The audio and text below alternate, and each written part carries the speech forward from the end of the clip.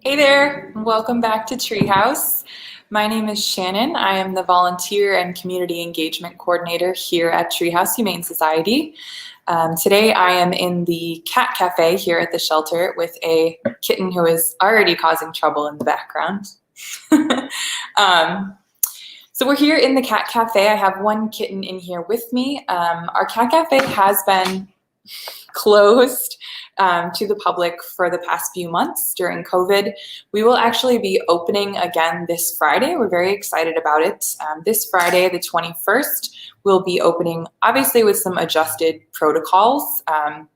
So we'll have a maximum of 4 people here in the cafe at a time, only one group in the room at a time. And we'll also be doing some extra cleaning in between guests. So I'm very excited to be welcoming you back for, this kitten is going to be a lot of trouble. That's the kitten I was talking about. So your visit to the Cat Cafe is 30 minutes. It is, I believe, $10, and that gets you a beverage of your choice from the menu, and then 30 minutes of playtime with kittens like Bolivia.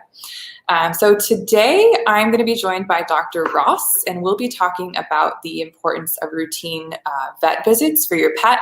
So what happens during a routine vet visit? Why is it important? What kind of things can we catch early? And then resources as well so that everyone can access routine wellness care regardless of your income level.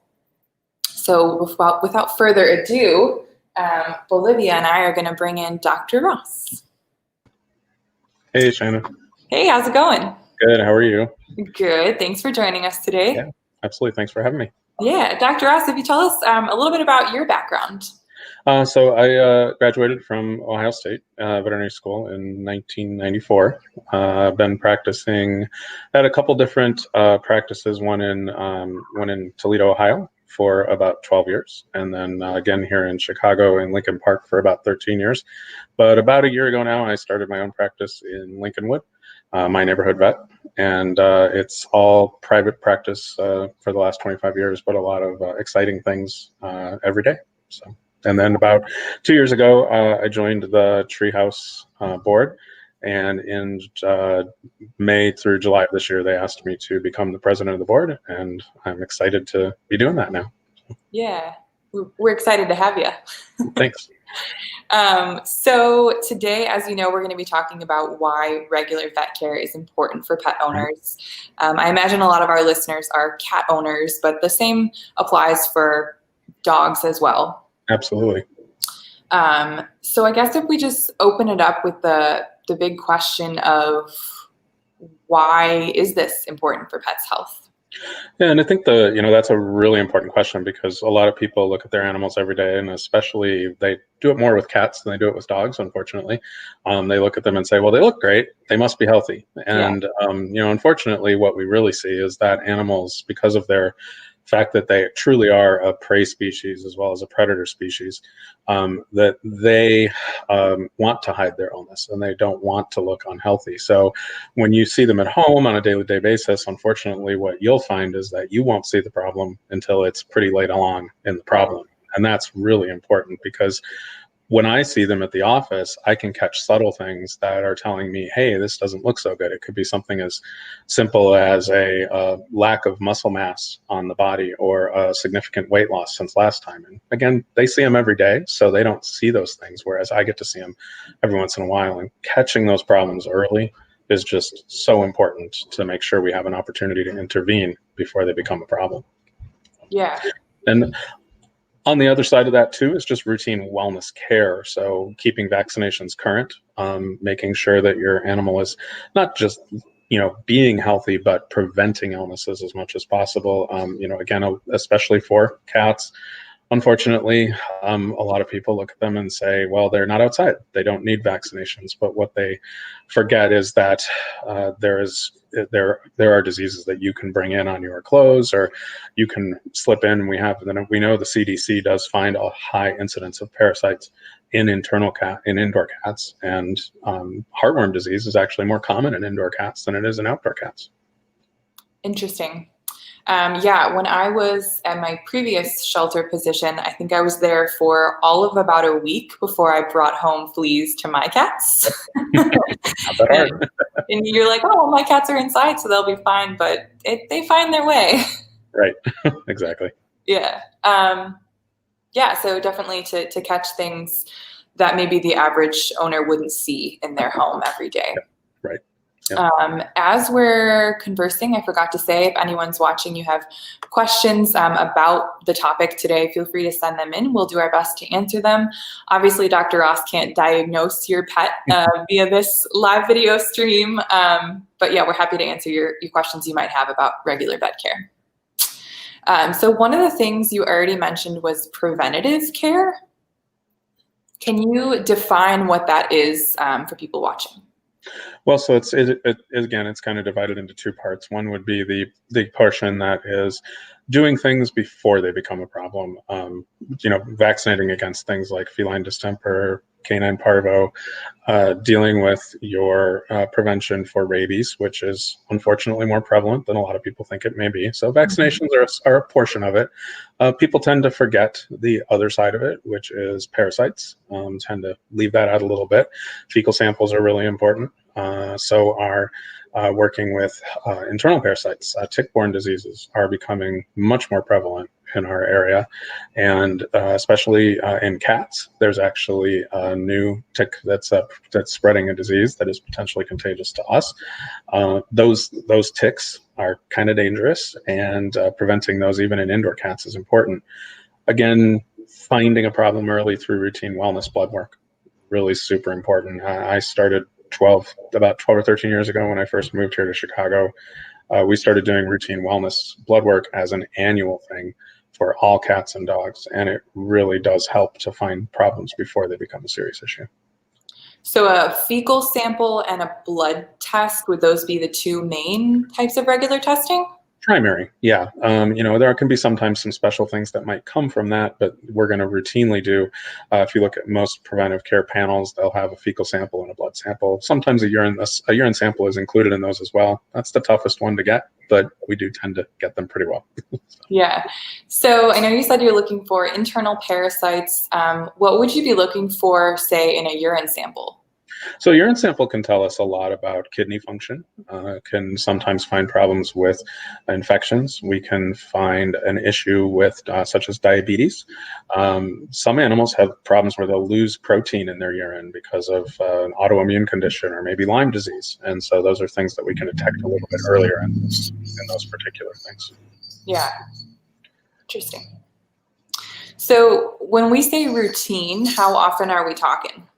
So it really depends on the age of the animal and the exposure of the animal. One of the things we tend to talk about a lot in our office is lifestyle. So what is the lifestyle of the pet? And when you think about that, you're thinking about exposure risks. He's causing problems back there, isn't he? Yeah, he's got a little ball that I forgot to take away. But anyway, so we look at a lot of exposure risk factors more than anything else. So say, for instance, your indoor cat who's 3 or 4 years old, maybe they should get it checked out once a year. Okay. That's a minimum kind of check. If you have an outdoor cat, they probably ought to be getting checked a couple times a year to look for any parasites they might be picking up. And when you get to senior pets, and that really is variable depending on the animal's type and age. So for instance, a senior cat, we'd consider that to be about 6 to 8 years of age or older. I know that sounds crazy considering the fact that they live to be 17 to 20 nowadays, but it's because we take such good care of them. So those cats are more senior. And if we get into even more senior, like say, for instance, a geriatric cat or a geriatric dog, those cats probably should be checked every 3 to 6 months and be sure that we've got a good handle on things every few months. Because just remember that when we're dealing with a dog or a cat, their issue will come up in a few months.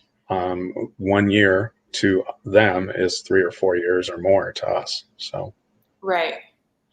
So I'm curious what changes, let's say for a cat around age 6 to 8, what changes that makes them need to be checked out more?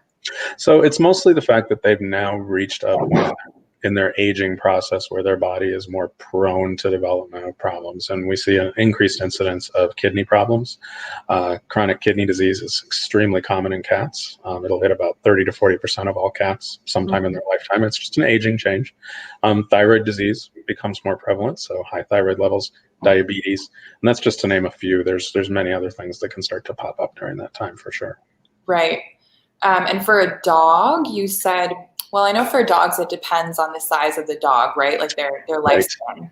Yeah, so dogs, of course, bigger dogs, unfortunately, we see a lot of cancerous type issues in larger dogs. And like in my breed that I have, which is Bernese Mountain Dogs, we see 6 to 8 years of age is getting up there for them. Okay. And that's a super common issue for them. We see, of course, some kidney issues and we see diabetes. Smaller breed dogs, it tends to be truly a lot of dental issues, and that can happen with cats as well. So dentistry is a really important part of overall preventive care. When I started in practice, I always tell my clients, I never wanted to be a dentist, but it is one of the most important things that I do. We know that routine preventive care adds 30% approximately to the lifespan of our dogs and cats. So it is really super important to do that. So for most people who don't know all of the veterinary care information that you know, what does that mean? What happens dental wise that gives them a longer or shorter life? Yeah, so what that predominantly is about is infection more than anything else. And what we see is that just like in us, when you feel that film of nastiness on your teeth, they get the same thing, and that's bacteria. And those bacteria eventually build up, and what they'll do is they'll turn into tartar. Tartar is nothing other than hardened bacteria and white blood cells, so the inflammatory reaction that's happening. When that happens, eventually that plaque and tartar start to push the gum upwards, and that's when inflammation happens, and that's gingivitis, and that eventually causes bone to be lost around the tooth, and the tooth might get loose, but also those bacteria start to invade the bloodstream, and the bacteria spread to places like the heart and the kidney and the lungs and all the other organs of the body, the brain included, and it can really cause some significant damage to those over time. So by keeping those clean and keeping that under control, we see a lot of prevention of serious problems that can occur. And you also can get in cats these things we called feline resorptive lesions. And what those are is they happen underneath the gum line. You can't even see them happening. Super painful. And unfortunately, the only fix for those is to remove the tooth. So you by fixing that, I hear all the time from my clients after they have their cats, especially get these dental procedures done, that they'll come back and say, he's acting like a kitten again. He was in pain this whole time and I didn't know it. And you just have to tell them, that's the whole thing. They don't talk to us. The famous veterinary dentist said, when was the last time a dog or cat walked in your office and raised their paw and said, my tooth hurts? So we have to look at it and say, if that hurts us, it hurts them.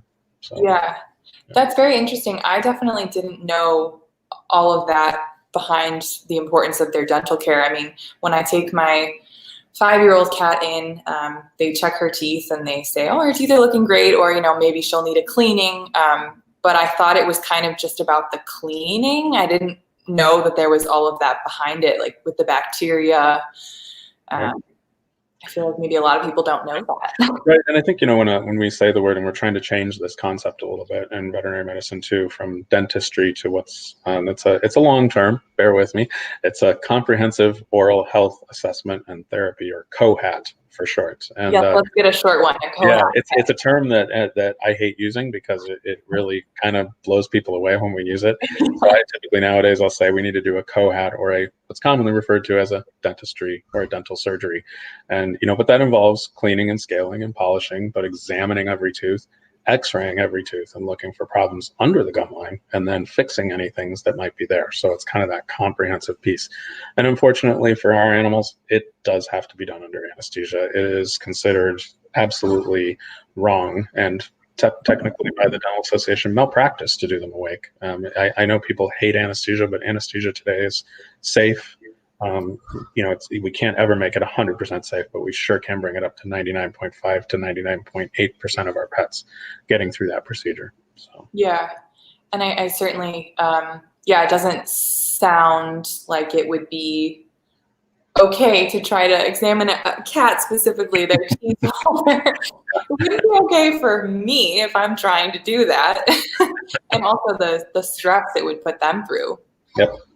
Yeah, it's very stressful to them. So yeah, our anesthesia works really well for that, and I think it's one of the most important parts. And we check that as part of our annual checkup is not just blood work and fecal sample, and urine sample. It's a comprehensive exam. So we listen to the heart, we look at the teeth, we look at the ears and the eyes, and feel the abdomen and take a temperature if the animal lets that happen. They don't always, but we do all the things that we can to help make that a common thing that we can actually get a good exam. Yeah. I want to talk a little bit more about the things that we can catch in a routine exam. And I think that kind of relates to what you just said of we're checking the heart and the eyes and the ears and the mouth. If you could kind of walk us through anything we might have missed there. So what you're looking at in each of those things and what you're looking for. Right. So, I think one of the things that we will always look at is a lot of people think, oh, I'm just going to bring in my dog or cat to get a vaccine. Right. And they don't understand that there's also that portion that is the exam beforehand. The vaccine is just another thing we do. So when we do that, we'll be opening the mouth and looking at the tooth surface and looking at the gums, looking at the back of the throat. We'll feel the lymph nodes at the back of the throat to see if there's any issues there. We will look in the ears for dirt and inflammation, and we'll look at the eyes for the formation of cataracts or maybe evidence of some dry eye issues that might be happening. And we haven't even left the head yet. So we found all these things and we haven't even left the head. We can then look at the overall skin and look for fleas and ticks and problems with infections and dry skin that might indicate an underlying problem. We look at their body condition, which is how much fat do they have on their body? Are they overweight? Are they underweight? Their muscle condition. Do they have normal muscle levels? Because cats tend to lose muscle faster than they lose fat. And so a lot of cats can look really heavy, but you feel you're along the back of their spine and there's no muscle there. There's a problem somewhere. And that can be anywhere. Can feel in their abdomen, we can feel masses, or we can feel maybe some thickening of the intestines. And sometimes it leads us to questions of we're noticing this. Are you some people don't think what they're seeing is abnormal. So we start asking questions like, hey, is your cat vomiting more than normal? Is it having diarrhea? And it's amazing how many times we'll get the answer back of, yeah, they vomit. Well, how often do they vomit? Well, 5 or 6, 7 times a week. And we're like, well, that's not normal. But people think cats vomit, so they don't pay much attention to it. So sure. Yeah. What are you looking for in the ears? So in there, we're mostly looking in older animals. We're primarily going to be looking for dirt and inflammation. Mites are common in younger kittens and can happen in older cats. They don't tend to happen as much, but mites tend to be a super common kitten problem, and every once in a rare while we'll see a dog with them. They're not too common, but I just actually last week saw my 5th dog ever in 25 years with ear mites. So it can happen. It's just not super common. And those are treated with a topical medication, right? Nowadays, yeah, it's real easy. We just give them medication. It's gone. Used to be a lot harder. Yeah. We had a comment from one of our viewers, from Allie. Thanks for joining us, Allie. Allie's wondering, is there something pet owners can do at home for cat dental care? Yeah, and I think we always talk about home care as being really important in the overall process of things. What's really important to remember is that there are a lot of good dental care treats. There's actually, you can search out on the web, Allie, for the Veterinarian Oral Health Council, or VOHC. What they have is a lot of good products for at-home use.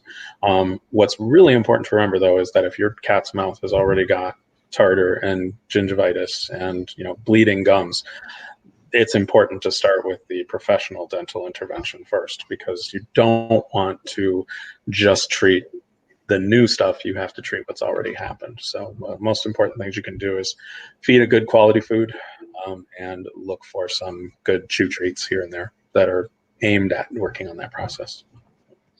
I think I've heard information, could be correct or incorrect, about a wet food versus a dry food diet for cats and how that affects their dental health. Yeah, so that's a really interesting topic. I could probably go on for a while. You know, what's different in dogs and cats is that dogs, when they chew, just like you and I, they chew side to side. So their lower jaw moves back and forth from side to side and up and down. Cats only move up and down. So when you look at a cat chew, they really don't, do this with their jaw, and so they don't have that grinding activity that dogs and you and I do. What that means is that tartar and gingivitis are not as much of an issue, because no matter what food you eat, if you don't do that grinding side to side, you really don't wear tartar off your teeth with dry food versus wet food. And so there have been some veterinarians, and I've kind of gone through this transition in my career where when I was graduating in '94, we were taught dry food only, and don't use canned food. The transition has really moved for cats predominantly to canned food, and I think that's a great transition overall. It's a little tougher to do, but canned food is better for their kidney health. Canned food has lower calories per can, so we tend not to get as much obesity. But for teeth, from everything we can see, and from everything I currently see, there's no difference whatsoever for teeth. It's all about the rest of the animal. Now, that's not true in dogs. In dogs, dry food is better. So. Right. Interesting. Told you I could go on. So I hope that answered your question, Allie. It was at home, a quality food, and then you said dental treats, right, Dr. Ross? Yeah, dental treats. And brushing is, I guess we didn't really talk about brushing, but brushing is the toughest one to me. I do want to make sure we say that real quick. I always tell people brushing is great if you can do it. There you go.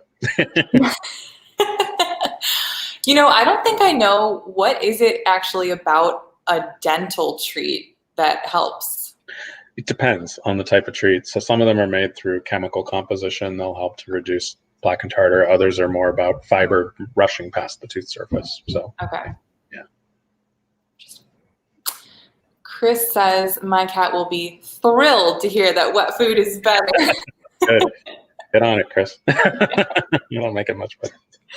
Yeah. And just to clarify, something like tartar, I wouldn't be able to see if I looked in my cat's mouth, right? Well, you'll see tartar. Most people, because it accumulates so slowly, they kind of don't really look at it. And in most of our animals, especially cats, it tends to accumulate kind of at the back, way back here. And how many times do we actually lift the lip and look there at home? I do that every day, but most people don't do that at home with their cat. What are you talking about? I did that twice this morning.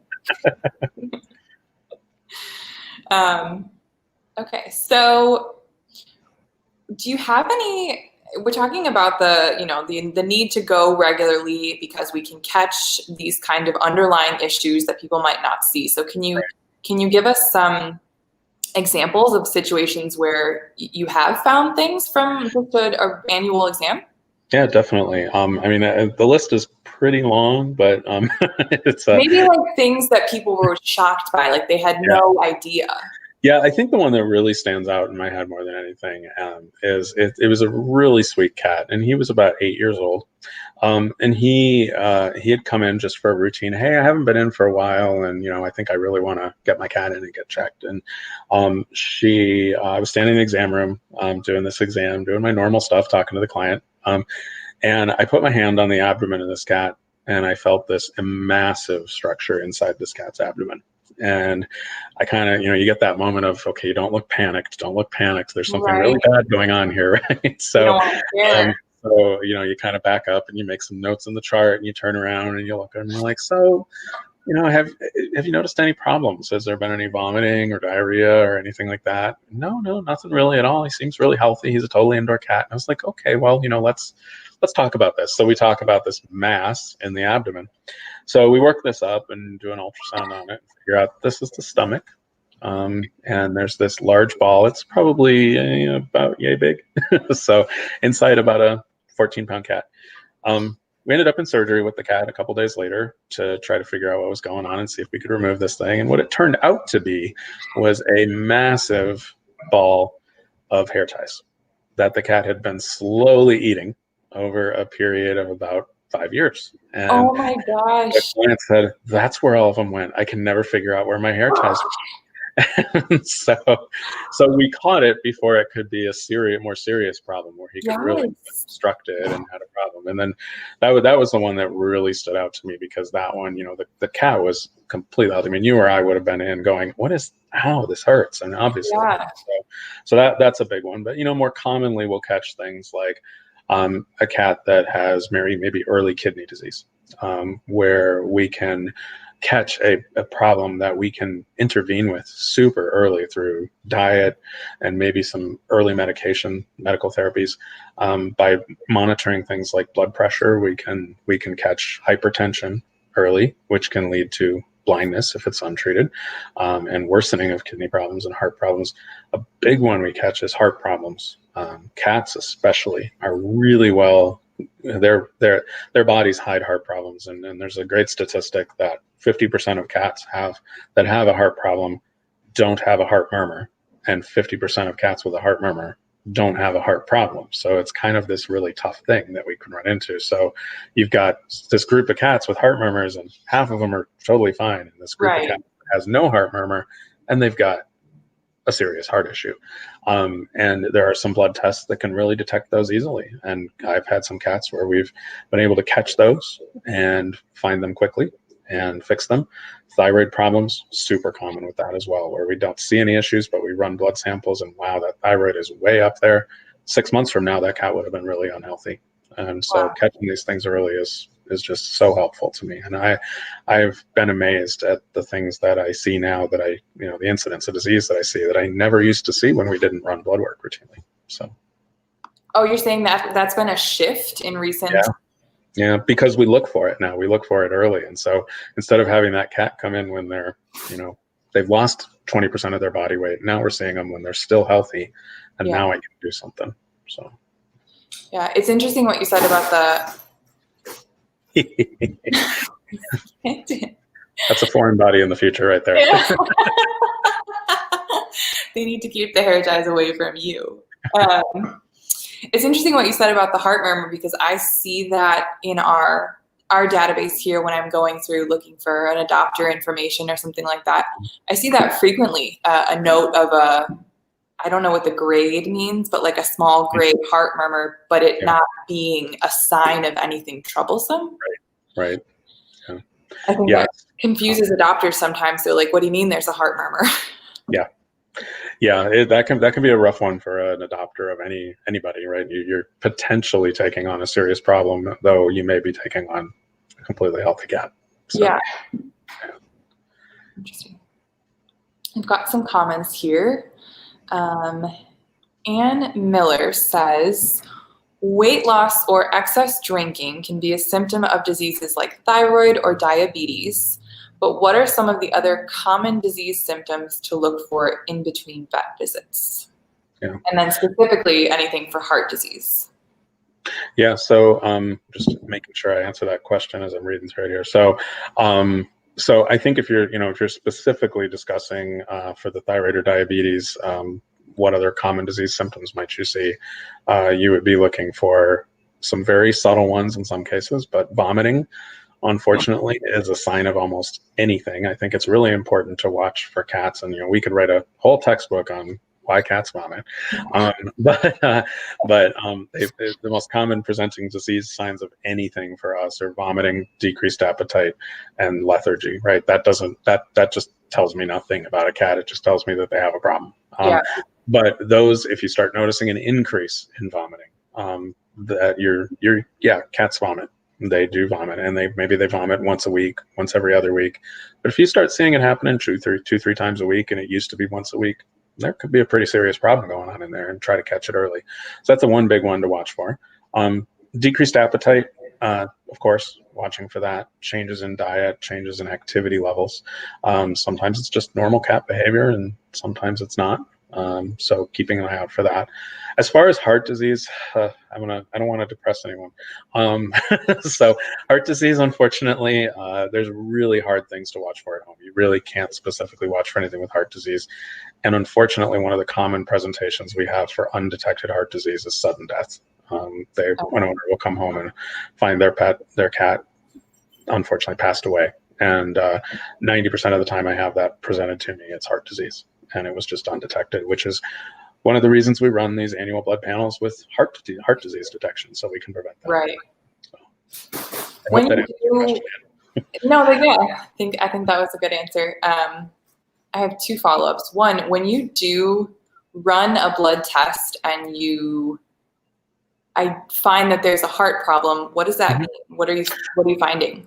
How do we find it, and what do we do with it? Yeah, so I think the first thing we're looking at there is we're looking at an enzyme. That enzyme is called proBNP. BNP is it's a sodium-based enzyme that's very specific to species. They run this on us too to look for heart disease, along with a couple others. When it's normal, we know what the normal range is for cats. Okay. We just say, great, looks like it's normal. That doesn't mean your cat doesn't have heart disease, but it's much less likely to do so. Doesn't really point us toward doing anything else. If we get an elevation in a cat above the normal range, it can be caused by other issues such as high blood pressure. So obviously we're going to look at a blood pressure, which is usually part of a heart workup anyway. And then we're going to move to things like x-rays, ECGs, electrocardiograms, and echocardiograms or ultrasound, and try to detect the problem. Sometimes we just see, hey, this cat has a minor issue. And other times we can find that there's something to start medication for. Yeah. Okay. The other thing I was thinking of was, I feel like I see this as a symptom a lot, is when cats are hiding. Right? Is that a sign that they could be in pain or that something's going on? Yeah. So hiding is definitely one of those things that we will hear reporting. They're hiding away from us. They're not coming out as much. I will say, from a perspective of ours, that's usually a more advanced sign in many cases. Okay. That is definitely a point of, I'm hiding from you because if I'm in front of you, I look weak, therefore I'm sick and I don't want to do that. So it is definitely a little more likely to happen when they're in an advanced state of issue. Pain is a really tough one too, because the most common sign of pain that an animal will show us when they're around us is no sign at all. They literally will not show us their pain because they don't want to look weak. They'll go off in another room and they'll act painful, but they won't do it in front of us. So subtle changes in behavior can often be an indicator of pain. Really good resources out there. If you search things like, how can I tell if my cat is in pain? There's a really good document from the American Animal Hospital Association that really covers that. And we send it home with every surgery that we do. So that's good to know. Thank you, Anne. I hope that answered your question. And Jean is watching. Thanks for joining us, Jean. She's wondering, are routine preventative hairball treats advised? So, yeah, I think that's really us. Again, that's one of those big areas of controversy. I actually had this question come up on Facebook not too long ago, and one of my friends tagged me in the question. So, yay! So, it's hairball treats work by basically just lubricating the heck out of the intestinal tract and moving it through. If your cat has hairball issues, commonly hairballs are considered normally abnormal. So they're one of those things that just happens in cats. It's a normal abnormality. It's one of those things we love to say. It just happens. But if your cat is having problems with them, if they're having a lot of frequent issues, they certainly can help. If they're not, it's probably not critical to do them. And there are actually hairball foods out there that work by the same process. And if your cat has a lot of hairballs, that's another option. So, asking for a friend, what is a lot of hairballs? So that really depends on the cat. Again, it's one of those things. If you have a long-haired cat, you'd certainly expect a lot more hairballs than you would with a short-haired cat. That's kind of logical, right? But say a cat starts to have a skin issue where they're having a problem where they're licking themselves a lot more. Maybe they have fleas, and so they're chewing at themselves more. Their hairballs, they're pulling out more of their hair, so a lot more hairballs might happen. And it could be something as simple as, my cat has fleas. It could be something more serious, so like a skin infection or something like that that's causing that to happen. So if it starts increasing, that's usually when it's a concern. So if your cat normally has 2 hairballs a week, it has 2 hairballs a week. So as long as they're coming up, that's all we care. Jean says, my cats say go with the treats. I bet they do. Works for me. As long as they're not overweight. Yeah. Are daily treats okay as long as it's maybe like, 1 treat a day? Yeah, I think you just have to pace that based on the individual cat. You know, a lot of us have cats who are unfortunately very overweight. We have gotten used to that as the normal cat in this country, which is a bit of an issue. And Yeah. we do tend to see potentially some increased concerns, mostly with arthritis associated with obesity in cats. And it is definitely something we want to try and prevent. So, you know, the really good site for that is the body condition scoring system that Purina created. They did something good, and you know, they created this great body condition scoring system, and that's a good reference point for a lot of people. So. Great. Chris says every cat's ears just perked up. Yep. Yes, they do love their treats. Great. Any other stories aside from your cat with the many hair ties? That's wild. Yeah, that was definitely the one that came to mind and the big one. But I have had a few cases. I can think of a couple cats where we have found intestinal cancer early. Intestinal cancer can be treated very readily in a lot of cats if it's caught early, and you know, the average prognosis for that is somewhere around 3 years from diagnosis to, you know, not doing well. But we can also see, I've caught a couple in dogs where, you know, dog just came in for a routine preventive care visit due for its vaccines, and there's lymph nodes popped up here in the neck, and this dog had lymphoma, and because of that we were able to treat it and get it back on track, and, you know, got through its treatment plan for it. So those are common ones that stand out. I think the one that it's almost so routine now that I can't even name an animal, is the kidney one. Kidney disease in older cats. I find that in so many healthy appearing cats that really do, just by making some subtle changes, we can really help extend their lifespan. We know that feeding a cat with kidney disease, even early on in the stages, has been documented to feeding them a low phosphorus diet has been proven to triple their life expectancy with that kidney disease. How do you catch intestinal cancer? Is that in a blood test as well? Partially in a blood test. There's some subtle changes that we might notice. And then nowadays there actually are some tests that are more specifically aimed at helping us to differentiate those from regular just inflammation that cats get in their intestines. And then biopsies would be the final diagnosis. Gotcha. Ann Miller was asking, how do you test for intestinal cancer, which is what we just said. Thanks, Ann. So I think something that we should talk about then is the idea that wellness care for people's pets is maybe not accessible to everyone. I wonder how often you hear that. Well, I can't afford to take my animal into the vet every year. Yeah, and we certainly do, you know, have that. We struggle with that in veterinary medicine. I think, you know, one of the things that's helped us on that is insurance. I do strongly encourage insurance for all pets, and if you don't have insurance, even if you don't get wellness insurance, you can hopefully, I know this is not always easy, especially in these times, to budget for what's necessary, because you know what the expenses will be. Those sounds are great. Yeah. The other side, you know, but the other side of that is if you haven't done that, if you're not prepared for that, or let's say, especially right now, everybody's having a hard time with those kind of things. So, you know, doing things, of course, Treehouse will be able to offer soon our veterinary wellness center, which we're opening up in the spring of next year, which it looks awesome in there. It's really exciting right now. It's turning out to be a great place, and that will provide one outlet on the north side, which unfortunately there is not a good resource for a lot of our people on the north side right now for that, but we're really excited to offer that, and that should make a huge difference in the neighborhood. But you know, if you're not able to do that, we currently do have things like Paws. There is a South Suburban, the veterinary hospital down in South Suburban side actually has a illness for low cost. And you know, the other big thing is if you're able to do it yourself and not use one of those places, a lot of our clients can use something like Care Credit. Care Credit's available to a lot of people, and Care Credit's really nice because it is a medical credit card that you can also, in many cases, use at your dentist and your physician as well.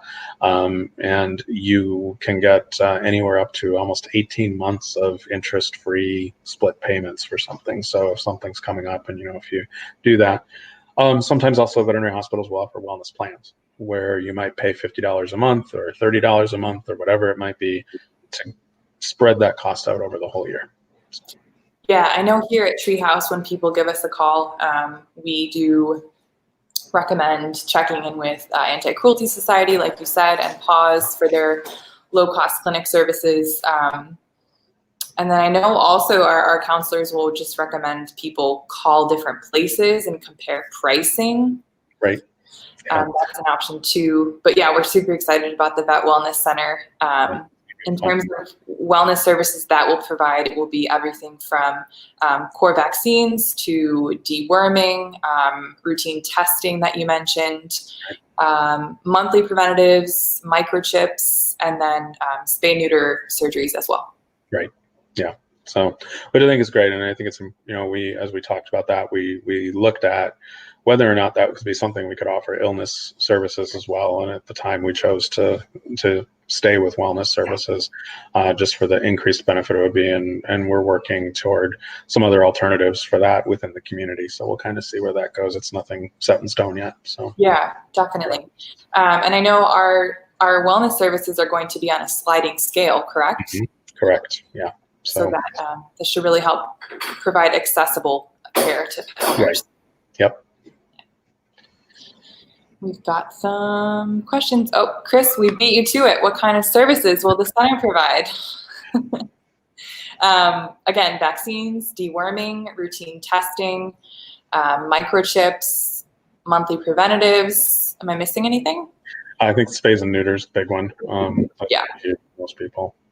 Yeah, and I know we will be working with rescue partners as well for our spay neuter. Yeah, we'll be providing some discounted services for other organizations out there that are working to help as well, because not everything comes to Treehouse. There's other people out there that are doing a lot of hard work too. Yeah, definitely. Yep. Jean said, "Will these resources be online?" Jean, I wonder if you're referring to what Dr. Ross mentioned. You mentioned one from a fancy title. Yeah, so the one that and they've done a lot of good work on the south side is South Suburban Low Cost Veterinary Services. They've done a great job down there. And I think maybe what Jean's asking for is maybe we are providing some links to these services. Yeah, definitely. I can. I will respond to your comment after the video, Jean, and make sure you have all of those links there for you. And then Anna Maria, I can't wait for the grand opening. Neither can we. Yeah, us too. And despite this being such a challenging year, we are still on track for spring of 2021. Yep. Have you been in there recently, Dr. Ross? Yeah, I was in. We had our board retreat this Saturday, and I got a chance to go down and look at it. It's really exciting. The revamp of it is really nice, and it's gonna be amazing. There's just such great. It's a great facility, and it's going to provide a lot of good care. Yeah. To clarify for those watching who don't already know, the Wellness Center is inside/attached to our shelter facility. So same building, but a separate entrance, so that you don't even have to enter the sort of adoption side of things. You can enter the Vet Wellness Center side. Yep. Which I'm sure our resident cats will appreciate the dogs not coming through our main doors. Definitely. Yeah, we definitely need to have that separate. Yeah. One of my wonderful colleagues posted that link for you as well. But we'll get you the rest too, Jean. Thank you. Yeah, so those are kind of the highlights we wanted to touch on today. Anything else you wanted to share with our viewers, Dr. Ross? We'll give a few more minutes for anyone else who had questions. But yeah, any other but noteworthy anecdotes? I think more of just a general statement, which is, I think if you're questioning, and we get this question a lot, if you're wondering, should I take my animal to the vet for that? The answer is yes. Bring them in. If you can do it, do it. It is amazing. Sometimes, yeah, it'll be nothing, but sometimes what you think is a subtle problem is a more serious problem. And we get that question all the time. Should I bring them in? And yeah, the answer is yes, and it's a resounding yes. So, Yeah. so just don't ignore things because unfortunately they want you to ignore them. So don't avoid that. Right. What do you have to say about this, Bolivia? Olivia doesn't want to go. Bolivia, come say hi to our I viewers. think too. Actually, one of the other things, if we have time, Yeah. I would love to just talk about a little bit. One of the things, especially for a lot of people that might stop them from coming in for wellness visits, is their animal's reaction to being at the vet. Their fear, they might become very aggressive in some cases. Right. I think one of the things that's really launched over the last several years here is a concept called fear-free and cat-friendly. Cat-friendly and fear-free are separate things, but like my hospital, we do both of those. Fear-free is for pets who you have a tough time, like say for instance with a cat, you have a tough time getting them in the carrier, or maybe they hiss and bite and scratch when they're at the veterinarian. Yeah. That's because they're afraid. They aren't doing that because they're mean or aggressive. They're doing it because they're afraid. And so there's a lot of great anti-anxiety medications that can be used to help that process along. Our office has many times worked with animals that are just not going to, they might struggle at another veterinary office or that doesn't do fear-free. And there's a lot of veterinary offices out there doing fear-free now. So, it's not just us. You call your vet and talk to them about it. I've had many patients who I've said, we really should get some medication for your cat before it comes in. It sounds like they've had problems before, and they bring them in and we don't have any problems. And they go, what? You didn't have problems? They've always had problems when they've come in. And it allows me to do a better exam and me to do more. And if I can interact and I can help and I can get a blood sample and I can see your cat because I can get it to my office, that's a million times better than you worrying about it at home and not getting it into my office, because that's how things get missed. So Yeah. Are there any other pieces to that? You called it fear-free, right? Right. So fear-free is the general overall arching concept for dogs and cats. And there are fear-free certified professionals, and then there's also fear-free certified practices. That takes a little bit more work for your practice. Cat-friendly is the other side of that. Cat-friendly is a little older concept. They started first, and cat-friendly was actually one that aimed at cats, obviously, but it was a way to make your hospital and your process with cats be cat friendly, so that you weren't doing things. One of the common things that people have the mistake of is scruffing cats. Scruffing is really one of those things that, whenever I see anybody scruff now, I cringe. And, we all did it. It was what we were taught when we were in veterinary school. And so it's a learning curve, but it changes your outlook on the world, and it really takes away your issues. And when you start to work with our friends' drug therapies that help to make animals less fearful, you can get so much more done. Instead of scruffing, you towel wrap? Combination of things. There's some head holds that are a lot more calming. It's the kitty massage hold, as I like to call it. A lot of cats, that's all they really need. Less restraint is more is another big term that we use in that situation. Sometimes towels, and just extending a leg. Sometimes one of the big ones we do for fear-free is we do a lot of treating of treats. Lots of things where you'd be amazed what a kitten will eat through, and they will, we have to draw a blood sample, say for a leukemia or FIV test. And if you feed them canned food, or a little Chiru is the name of it, we use a lot of that. It's this liquid paste. Yeah. The kitten will eat through it and won't even notice you drew the blood sample. So it's just so much better. Yeah, I think that's probably very comforting for pet owners to hear that that their veterinarian has that in mind when they're working with their pet, that they want them to try to be as low stress as possible. Yep. Yeah. Because last thing we want to do is go home feeling like we hurt someone, right? That's not what we're there for. So. Yeah. Awesome. One more comment from Chris. I have one more question. Even for our healthy elderly dog, we're only going once a year. Should we be going more often? Yeah, and that definitely would be Generally speaking, a yes. Most wellness care specialists will recommend at least twice a year once we hit that geriatric age, and that's variable depending on the dog. So a smaller breed dog, that could be at 12 to 14 years of age, whereas a breed like mine, the Bernese Mountain Dog, that could be at 4 to 5 years of age. So it really depends on the individual. But yes, for sure. Thanks for your question, Chris.